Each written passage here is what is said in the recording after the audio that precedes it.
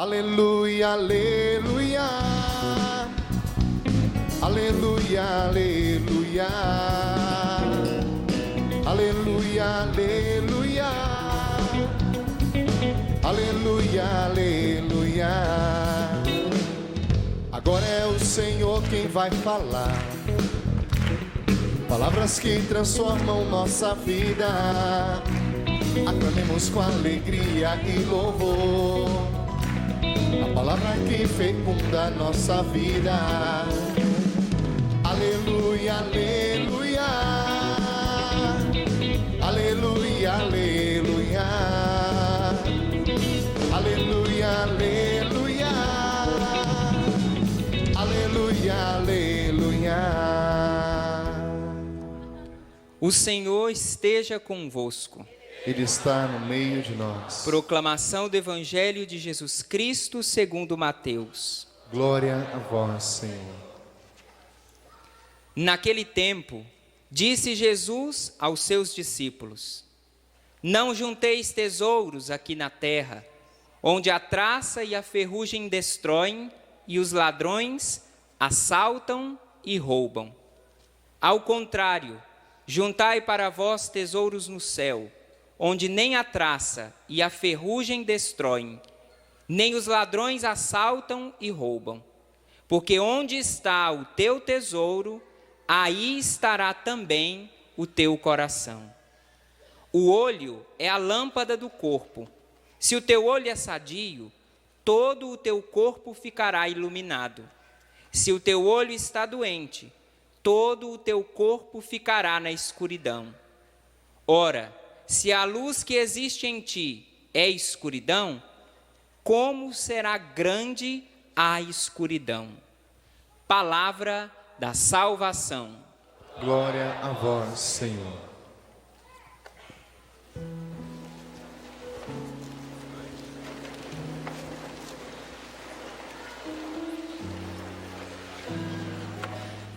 Eu queria começar esse acampamento com vocês, justamente com o tema que foi escolhido para esse acampamento Fortes na Tribulação.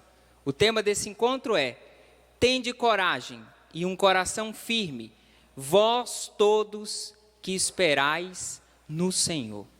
E durante todos esses dias, sexta, sábado e domingo, nós vamos aprender da palavra e com a palavra como ter coragem e um coração firme diante de tantas tribulações.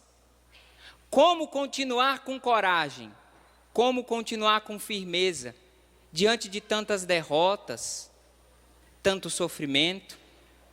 Tende coragem e um coração firme, vós todos. Ou seja, significa que não é para qualquer um ou para um só, mas para todos.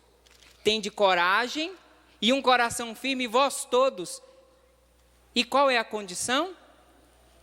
Que esperais no Senhor. Na minha curta experiência de padre, o que me chama a atenção num momento de um retiro, e que para mim, na minha experiência pessoal, é determinante para se começar um caminho dentro de um retiro, é quando eu encontro na liturgia daquele dia o tema do acampamento, a linha do acampamento. E eu não sei se vocês prestaram atenção na oração do dia de hoje, da 11ª semana do tempo comum. A oração reza assim: ó Deus, força daqueles que esperam em vós, sede favorável ao nosso apelo, e como nada podemos em nossa fraqueza, dai-nos sempre o socorro da vossa graça, para que possamos querer e agir conforme a vossa vontade, seguindo os vossos ensinamentos. Aqui há o casamento perfeito entre o tema do nosso encontro e a liturgia da igreja. Essa oração aqui não fomos nós que escolhemos. Em todo lugar do mundo onde se celebrou a sexta-feira da 10ª semana do tempo comum, na igreja se rezou essa oração. Ó Deus, força daqueles que esperam em vós. Só é forte de verdade quem tem coragem de esperar no Senhor.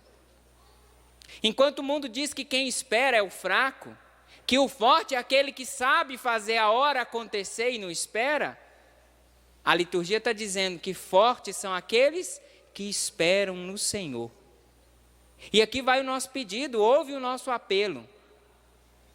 E para mostrar que o encontro Fortes na Tribulação não é um encontro de autoajuda, que vai dizer para você que você é o super-homem ou a mulher maravilha para enfrentar os seus problemas, está aqui, olha, na oração da igreja.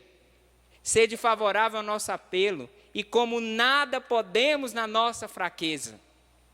Sabe o que eu e você podemos com a nossa fraqueza? Ah, vocês já sabiam? Se a gente não pode nada, então vamos desistir. Não. Porque reconhecer a nossa fraqueza é a porta de entrada para a experiência com aquele que é forte de verdade. Sabe por que o mundo não está deixando espaço para aquele que é forte de verdade agir na vida de cada uma daquelas pessoas, nas nossas vidas?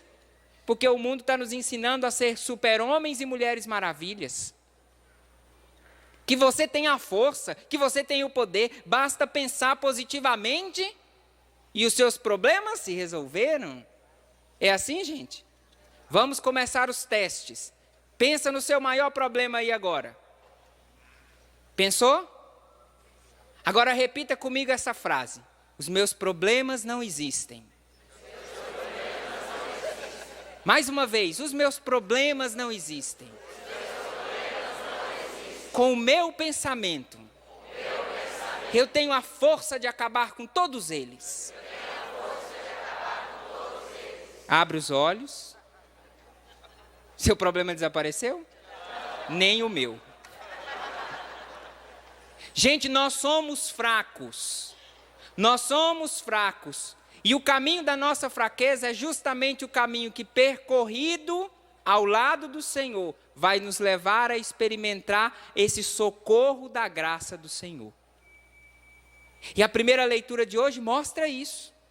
Mostra um povo que estava vivendo o tempo da tribulação. A mãe do rei, que foi assassinado, assume o poder e, por vingança da morte do filho, mata cada um dos descendentes da dinastia davídica, todos aqueles que subiriam ao trono, ela mata cada um. Ela chega naquele tempo como, mais ou menos como a senhora tribulação, que começa a bagunçar a vida daquele povo, com o nome de Atália, a rainha. Só que, no meio daquela tribulação, um dos filhos do rei foi poupado. E ele foi ser protegido aonde? No templo do Senhor. Durante 6 anos, aquele povo, eu acho que eu posso falar assim, não sei, porque tem umas coisas que a gente não sabe se pode falar, que não sabe como que você vai entender, né? Mas naquele tempo, o povo comeu o pão que o diabo amassou na mão daquela rainha. Você já deve conhecer, né? Se riu, conhece a expressão. Comeu o pão que o diabo amassou. E literalmente o pão que o diabo amassou, porque sabia que naquele tempo foi estabelecido o templo do deus Baal, que é o diabo. Ela cultuava o diabo. Junto com aquele sacerdote que foi falado lá no final, que eles vão assassinar também. E durante 6 anos aquele povo teve que esperar, porque o filho do rei estava ali no templo. Durante 6 anos eles esperaram, passando pela tribulação, experimentando a fraqueza de não conseguirem enfrentar aquela rainha, eles estavam esperando no Senhor. 6 anos se passaram, o sacerdote do templo do Senhor chama os guardas, reúne os guardas, e eles vão ali agora ser o socorro da graça para aquele povo. Demorou 6 anos. Aqui na primeira leitura, nesse caso, demorou 6 anos, mas o socorro chegou. E diz assim a primeira leitura: o sacerdote retomou a aliança entre o Senhor, o rei e o povo. Com quem é que a rainha antiga tinha feito uma aliança? Com o diabo, com o deus Baal. O sacerdote rompe essa aliança, fazendo a aliança do Senhor com o novo rei e com o povo. E diz aqui na leitura que o povo estava se comprometendo a ser um povo do Senhor.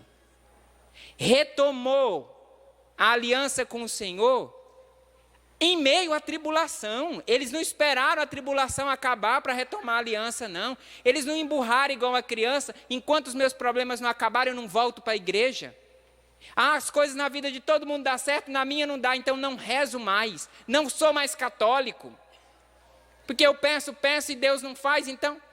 Eles esperaram 6 anos, talvez você esteja esperando bem menos tempo do que eles, ou talvez esperando bem mais tempo.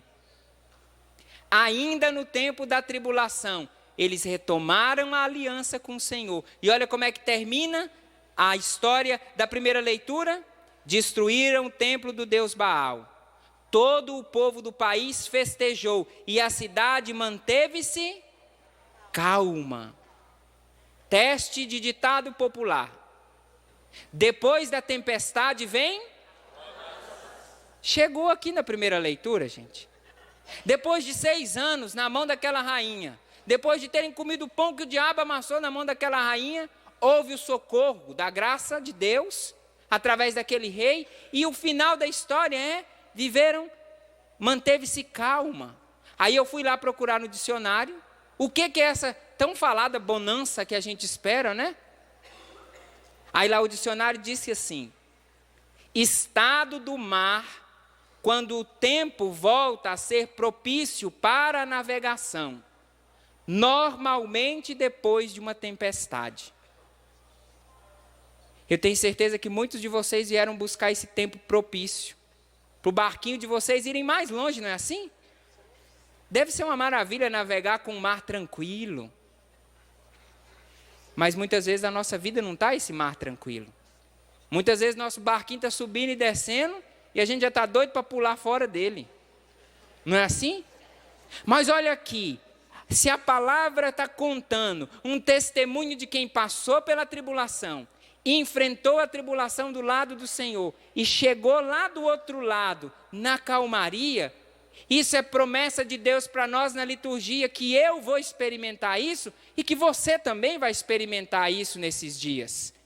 Mesmo que a sua vida esteja em tribulação, a palavra está mostrando que não é tempo de romper a aliança com o Senhor, que é o tempo de, firmando essa aliança com o Senhor, enfrentar a sua tribulação. Mas como, padre, que eu vou fazer isso para enfrentar essa tribulação? Mesmo passando por tantas dificuldades, por tempestades terríveis, como é que vai chegar na minha vida? O tema do nosso encontro já falou. Para ter coragem e um coração firme, é importante esperar no Senhor. Mas qual é o tempo da nossa vida que a gente mais fica agoniado e desesperado, gente? Basta o problema chegar na nossa casa, não é assim? O momento onde a gente precisa ficar com a cabeça mais tranquila, mais calma, é o momento do problema. Mas chega o problema, e aí é o tempo da gente responder bruto para todo mundo, não é assim? Quando cresce o índice de patadas dentro de casa, é justamente no tempo do problema, não é assim? É verdade. Diminuiu o salário, acabou o salário, final do mês, aumenta o índice de patada dentro de casa, não é assim? Olha, ao invés de manter o coração firme, com a coragem de enfrentar a tribulação, a gente começa a se enfrentar uns aos outros, não é assim? Chegou o problema de saúde em casa. Ao invés de crescer a paciência, se perde a paciência um com os outros. Tinha um problema, agora a casa inteira vive o problema. Eu tinha um problema, mas fiquei tão desesperado que eu virei o problema para os outros. Onde eu vou distribuindo problema. Por quê? Porque não esperei no Senhor. Essa bonança, gente, ela é resultado daqueles, ela é consequência na vida daqueles que esperam no Senhor. Daqueles que estão passando, e olha, esperar no Senhor não é uma poção mágica que vai fazer desaparecer os seus problemas. Vocês viram que não deu certo a brincadeirinha, né? Desaparece problema, desaparece problema. Se fosse assim no final do mês, né? Desaparece conta, some conta. Funciona isso, gente? Mas tem gente por aí que prega uma religião do faz de conta. Só que aqui na primeira leitura eu estou trazendo um testemunho histórico e bíblico de que vale a pena esperar no Senhor. de que vale a pena, e ao longo desses dias nós vamos trazer testemunhos de pessoas que passaram por tribulação, mas que esperaram no Senhor, e hoje pode vir aqui testemunhar o tempo da bonança, mas que passaram pela tribulação, que enfrentaram, que não vão dar para você uma receita mágica, porque a receita aqui é esperar no Senhor, é ir em direção da sua tribulação, mas com essa aliança feita com o Senhor, nessa fidelidade. E como é que nós vamos construir esse tempo dessa bonança? Esperando no Senhor. Quando eu começar a depositar as minhas esperanças, todas no Senhor. É muito difícil de entender o que significa esperar no Senhor.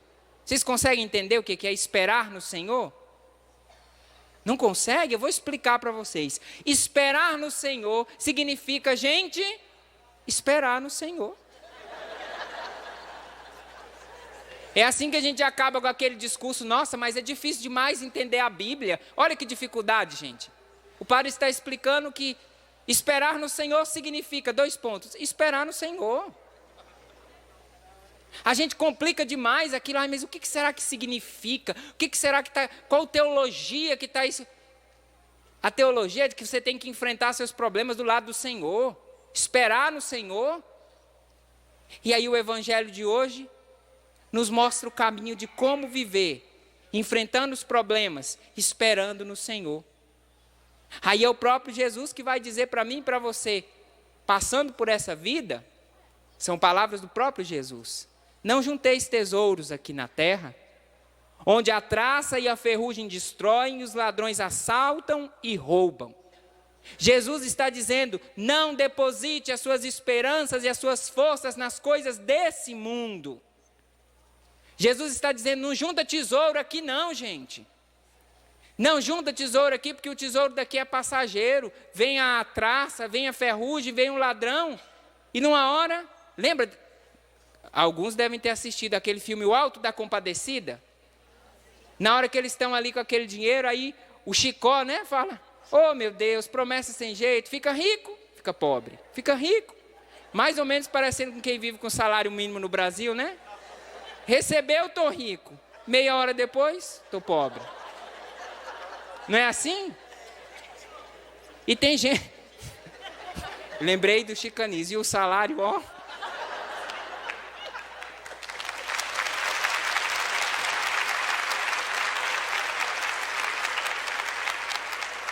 Mas o que Jesus está dizendo aqui? Está falando de salário, está falando de posse. Jesus está falando da minha e da sua fé. Em quem você põe fé nessa vida? Ah, eu ponho fé no meu salário, eu ponho fé na cerca elétrica que tem na minha casa, eu ponho fé no meu plano de saúde, eu ponho fé no meu carro blindado, a minha segurança está em todas essas coisas. Eu ponho fé nos seguranças que estão do meu lado, que vão me proteger e que nada vai acontecer. É assim, gente? Jesus está dizendo que esperar no Senhor é não juntar tesouros aqui na terra, onde a traça e a ferrugem destrói, os ladrões assaltam e roubam. E guarda essa expressão que Jesus vai dizer agora lá no versículo 20. Ao contrário. Não junteis tesouros aqui na terra, ao contrário. Sabe por quê, gente? Porque para nós vivermos a fortaleza na tribulação, em muitas situações nós vamos ter que fazer o contrário do que nós estamos fazendo. Ah, eu quero ser forte na tribulação, o primeiro bar que eu encontro, eu paro na esquina e bebo uma cachaça para ser forte na tribulação. Ao contrário, criatura. Estou com problema no meu casamento, vou arrumar uma mulher do lado de fora. Ao contrário.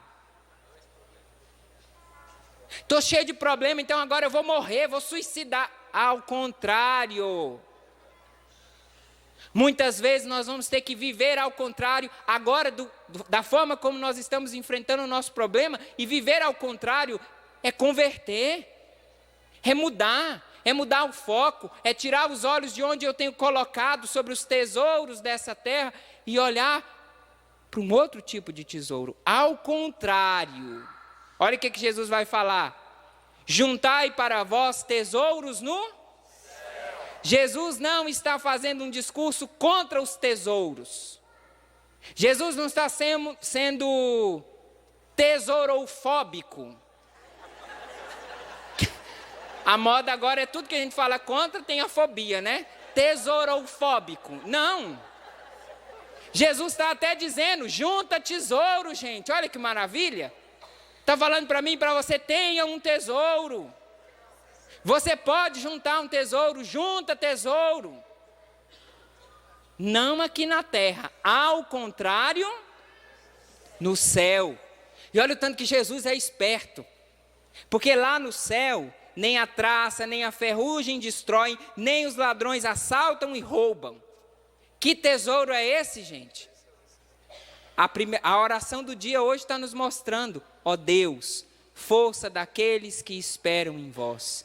Esperar em Deus é como depositar a nossa fé numa poupança que vai nos dando um tesouro que ninguém pode roubar, nem no momento da maior dor, nem no momento que eu estava enfrentando a enfermidade, ficava pensando, será que os meus filhos vão ter mãe ou não vai ter mãe? Amanhã nós vamos ouvir essa história.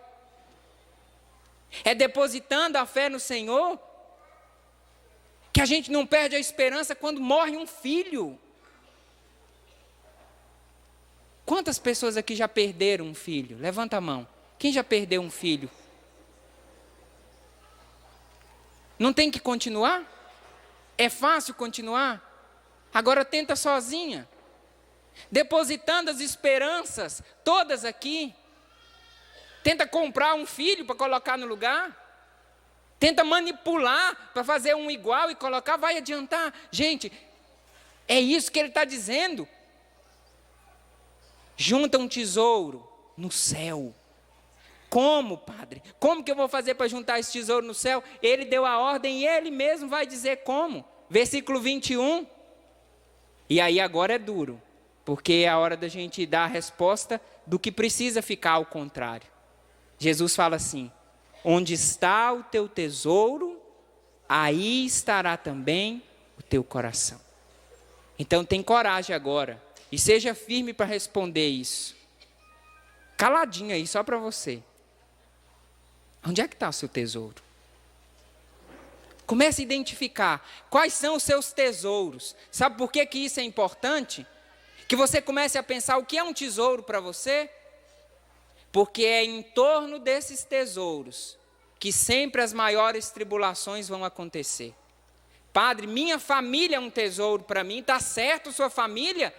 Está certo. E onde é que estão acontecendo as maiores tribulações? A sua família. E quanto mais a gente tenta resolver com as soluções aqui de baixo, aqui da terra, mais esse tesouro está se perdendo. A sua saúde é um tesouro? Veja as tribulações que estão acontecendo em torno dela. Jesus já falou, se junta tesouro aqui, vai chegar o momento que vão destruir, que vão roubar. Então, ajuntai tesouros para vós no céu. Onde está o teu tesouro, aí está o teu coração.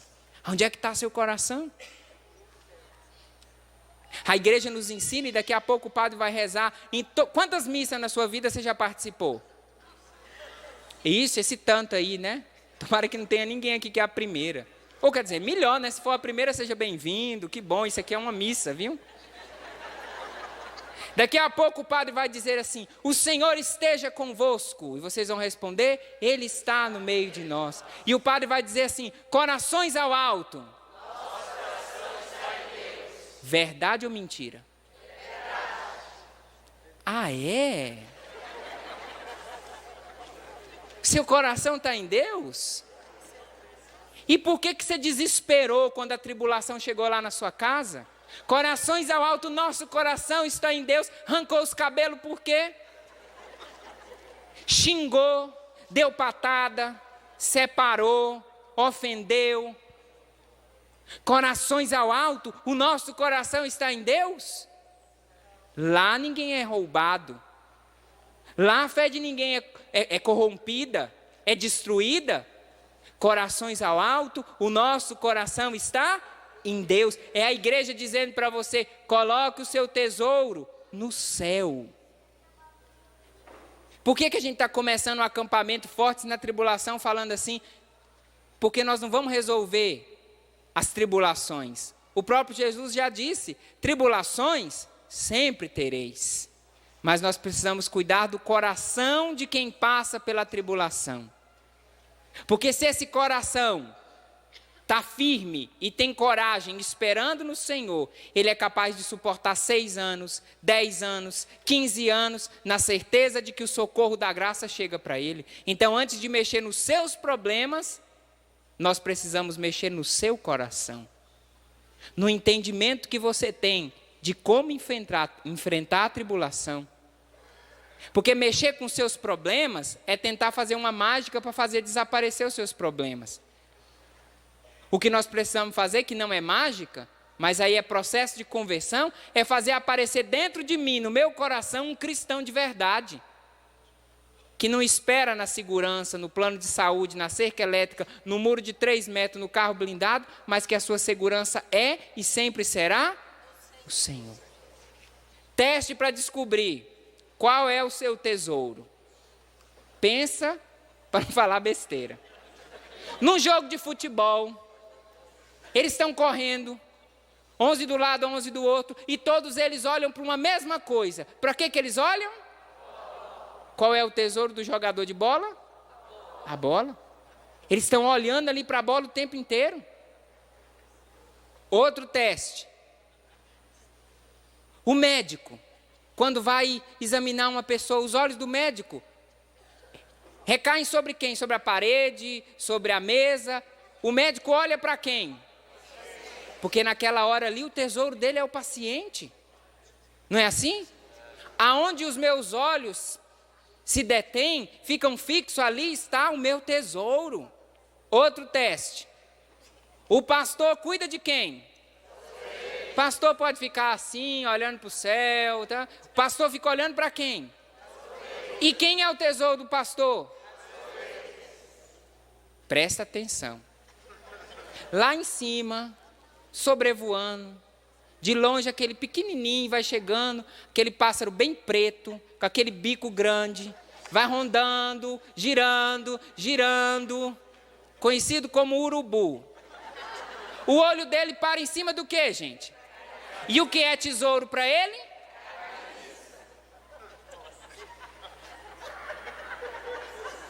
Muitos de nós estamos sendo fracos na tribulação, porque estamos com nossos olhos parados na nossa carniça. Meu problema, padre. Um bando de urubu, tudo olhando para suas próprias feridas, tudo olhando para o seu problema e fixando os olhos naquilo que aqui nessa terra é um tesouro, mas que não existe lá no tesouro do céu. Aonde nós fixamos os nossos olhos, aquilo ali é um tesouro. Pega um pai e uma mãe para você ver se o tempo todo ele não está correndo o olho no filho.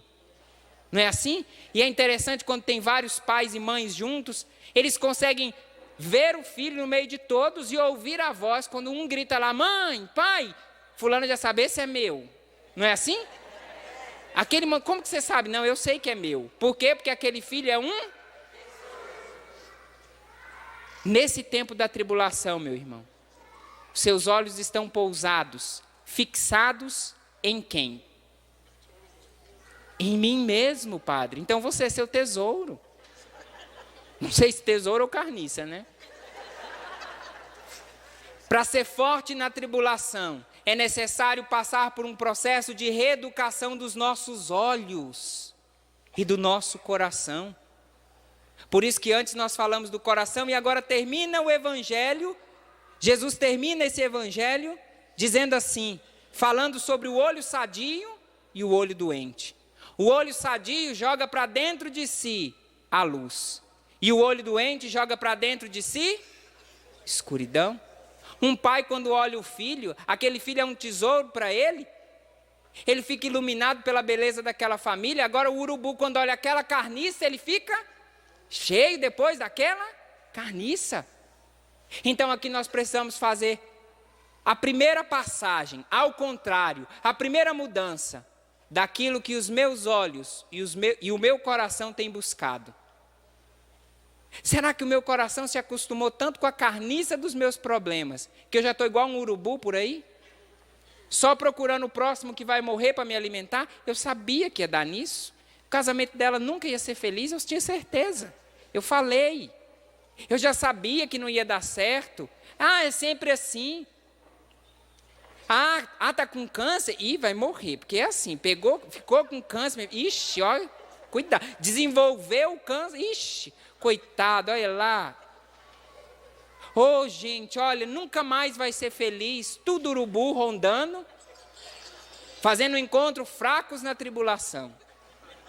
Mas aí o próprio Jesus nos ensina, gente, que é necessário olhos e coração capazes de fixar nos tesouros que não passam. E aqui a primeira parte do nosso encontro é a gente olhar para a gente mesmo, antes de olhar para os nossos problemas. Quando a gente vai atender as pessoas nos nossos atendimentos, é incrível a capacidade que as pessoas têm de falar dos seus problemas. Mas quando a gente pergunta, e você? Não, padre, eu não tenho importância não, deixa eu falar, meu marido fez isso, isso e isso, olha, meu filho fez isso e isso, fala assim, e a senhora? Não, eu não tenho importância não, olha o que ela fez. Nós sabemos falar dos nossos problemas, mas não sabemos dizer onde estão os nossos olhos e o nosso coração. Antes de nós rezarmos, pedindo essa graça da cura dos nossos olhos, eu quero ler só um pedacinho do que eu escrevi aqui nesse livro. Lá na página 73, se você tem, pega o seu livro, eu escrevi assim: se você tiver os olhos fixos naquele que está no controle de tudo, ainda que não o veja com os olhos humanos, mas com o olhar da fé, não desanimará. Sabe por que muitos de nós desanimamos no meio do caminho? Porque nos acostumamos a ter olho de urubu. De ficar esperando a coisa apodrecer para ir lá e se alimentar. De ficar esperando a pessoa que está do nosso lado morrer, para depois falar, eu sabia que ia dar nisso. Eu já sabia. Igual os urubu que ficam aqui na Dutra, só esperando um carro bater para ficar lá rondando em cima da carniça. O urubu faz isso. O urubu não quer sair, ele quer ver o problema. Ele se alimenta de problema. E aqui, cuidado. Porque muitos de nós estamos nos alimentando dos nossos problemas. Eu continuo assim. Dia a dia, experimentamos um revigoramento das nossas forças, de dentro para fora. O que chamará a atenção das pessoas, pois esperam lhe ver cada vez mais triste, deprimido, calado, isolado. Ao contrário, vem uma pessoa fortalecida. Você que veio para a Canção Nova, né? E o povo falou, vai lá mesmo, você está precisando. Vê se você volta mais animadinha, está acabada, né? Vai mesmo, coitada. E aí você vai voltar, você vai chegar lá, ao contrário, está aqui. Te vem uma pessoa fortalecida, enfrentando a tribulação. A certeza de que essa tribulação é momentânea. A primeira leitura mostrou, vai chegar a bonança.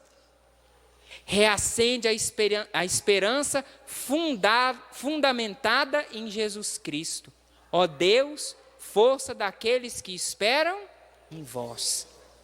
Olha aqui agora, este é o segredo de quem sabe educar os olhos para enxergar as realidades invisíveis. E nós vamos aprender que no Fortes na Tribulação, quem não educa os seus olhos para enxergar o invisível, junta tesouros aqui na terra. Gente, quem junta tesouro aqui na terra já perdeu a esperança de um tesouro no céu. Mas isso é um treinamento que o mundo está fazendo comigo e com você. Para nós queremos ser ricos dos tesouros daqui e pobres dos tesouros do céu. Para ser forte na tribulação, eu tenho que ter a coragem de viver ao contrário do que o mundo quer. Eu tenho que ter a coragem de proclamar, gente, eu sou fraco, mas eu tenho um Deus que é forte. Eu sou fraco, mas eu tenho um Deus que pode me fazer forte. Mas para isso nós precisamos reeducar os nossos olhos e o nosso coração. Põe a mão no seu coração, feche os seus olhos agora. E vamos pedir isso ao Senhor. Que Ele retire de nós todo olhar de urubu. Estou te pedindo, Senhor, nessa noite, se acompanhando em casa, ouvindo essa pregação, ou aqui nesse rincão, no meio de nós tem alguém com esse olhar de urubu, Senhor. De quem fala 24 horas por dia, o meu problema, o meu casamento, a minha doença, a minha vida que é pior do que a de todo mundo. Estou te pedindo, Senhor, nessa noite, retira de nós todo o comodismo de urubu, de quem fica esperando a podridão vir à tona, para poder se alimentar da podridão. Eu estou te pedindo nessa noite, Senhor, que as casas, onde marido e mulher ficam um esperando o erro do outro, para botar a culpa e dizer, está vendo como você é pior do que eu? Eu estou te pedindo, Senhor, cura os olhos dessa família, cura o coração desse homem e dessa mulher que foi se enriquecendo das seguranças aqui de baixo, Senhor.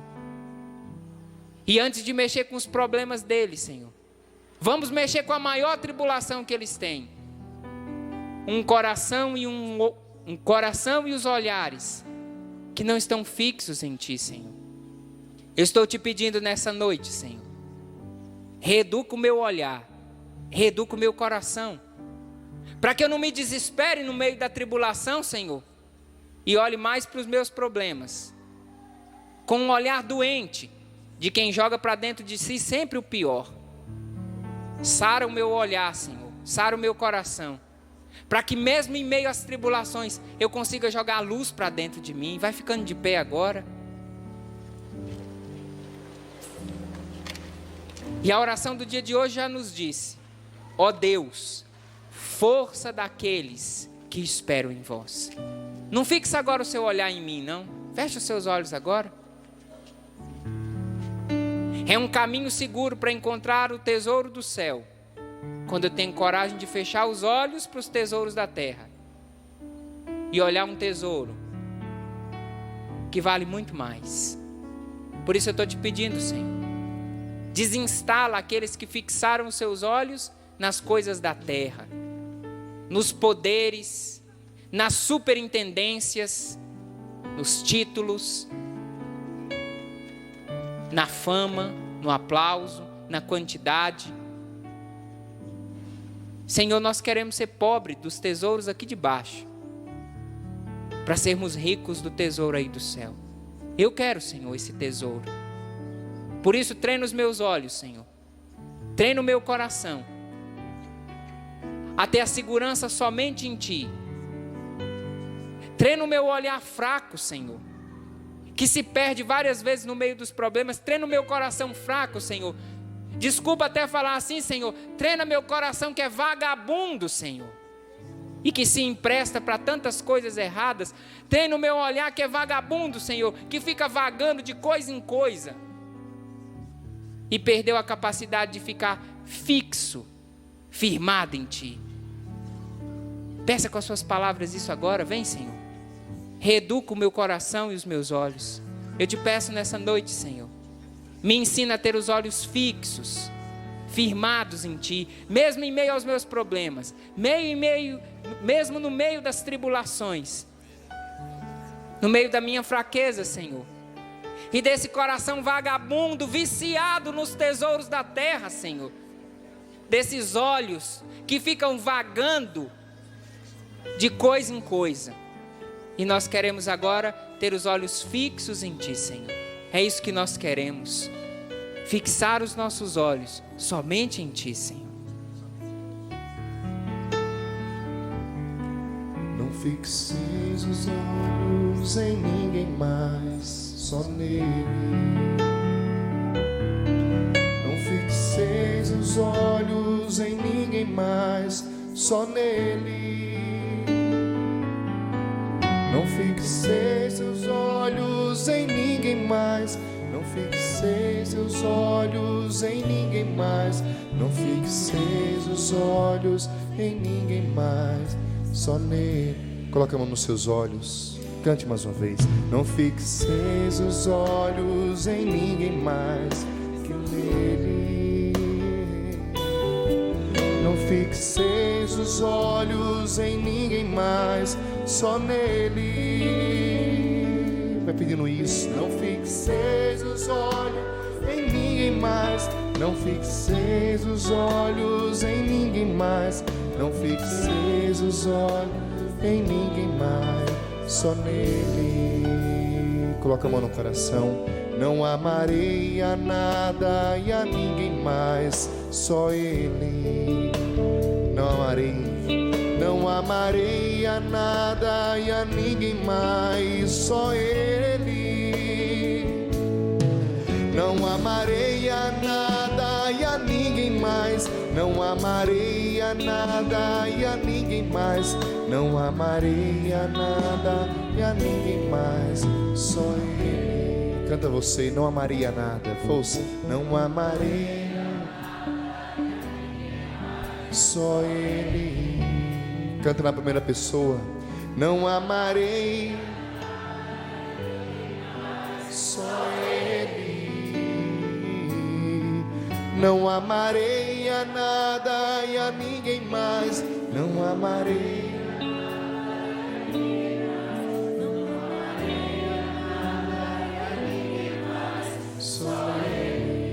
Abre os seus olhos, olha aqui para mim, para você cantar isso com mais convicção. Você não está negando seu filho, sua família. Quando você fala, não amarei a nada e a ninguém mais, só a ele.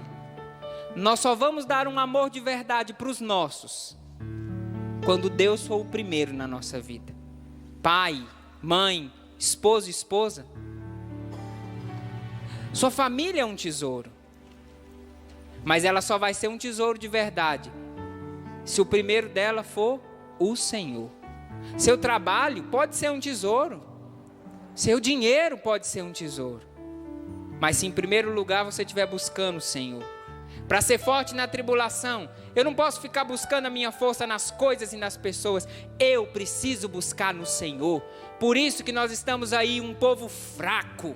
Quanto mais dinheiro a gente tem, quanto mais o nosso dinheiro está forte, nós estamos longe da crise, mais nós estamos fracos moralmente.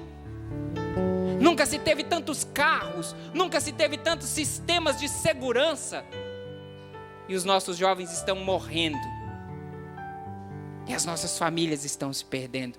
Não estou falando contra os seus tesouros, estou te dando um tesouro maior.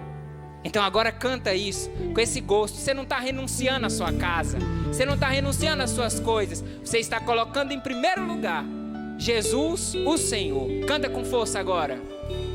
Canta forte. Não amarei, não amarei a nada e a ninguém mais, só ele. Em primeiro lugar, Senhor. Não amarei a nada e a ninguém mais, só ele. Não amarei a nada e a ninguém mais, não amarei a nada e a ninguém mais, não amarei a nada e a ninguém mais, só ele. Mais uma vez, canta vocês. Não amarei,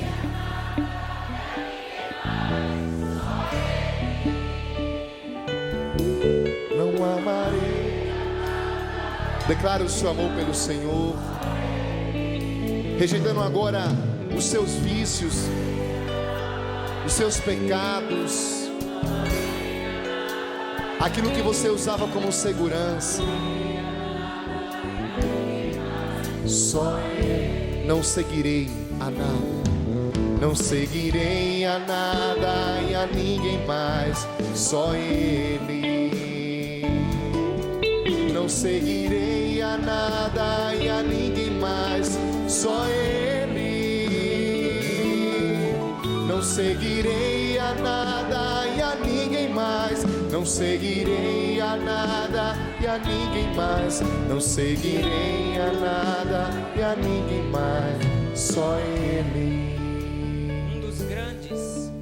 Um dos grandes desafios na hora de escrever aquele livro lá, Fortes na Tribulação, foi definir qual ia ser a capa.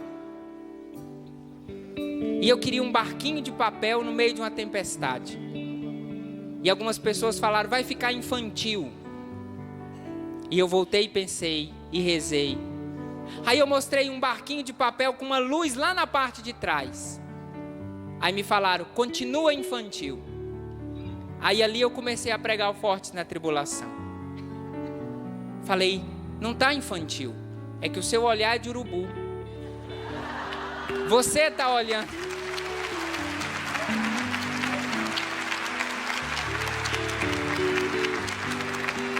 Ali foi a primeira pregação do Fortes na Tribulação.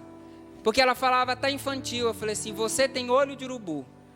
Você ficou impressionada com o tamanho da onda e está desprezando o barquinho. Olha para o barco. Está infantil, padre, porque é um barquinho de papel. Quem entraria num barquinho de papel? Olha para o barco, minha filha.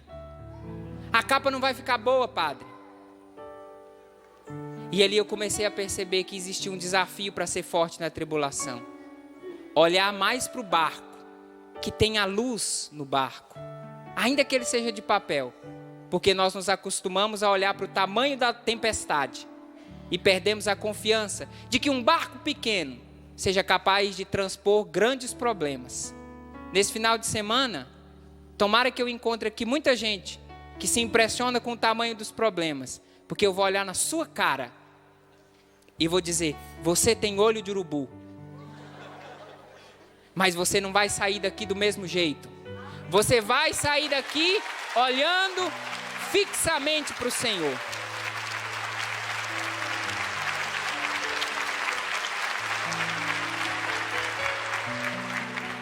E a grande cura é essa.